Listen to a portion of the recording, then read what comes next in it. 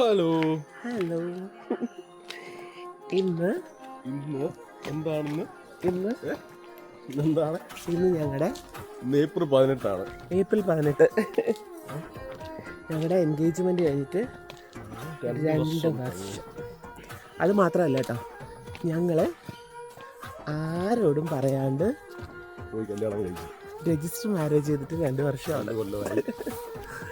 ഇന്ന് വൈകിട്ടോടെ ആരും അറിയാണ്ടിരുന്ന നിശാന്തിനെ നാട് മുഴുവൻ അറിഞ്ഞ ദിവസമാണ്. പോയി കല്യാണം കഴിച്ചു. ഇവന്റെ എൻഗേജ്മെന്റ് കഴിഞ്ഞു എന്നും ചോദിച്ചു. പിന്നെ നാട്ടുകാർ മുഴുവൻ ചോദ്യം തുടങ്ങിയ ദിവസം. സോ ഞങ്ങള് അമ്പലത്തിൽ പോയിട്ട് വരാം.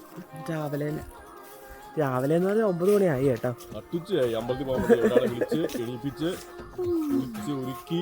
ഞാൻ ലേറ്റ് ആയിട്ടാണ് ഉറങ്ങാൻ കിടന്നത്. കാരണം ഈ സാറ് വരുമ്പം 12-1 മണിയാവും. പിന്നെ കിടന്ന് ഇച്ചിരി ഉറങ്ങണ്ടേ.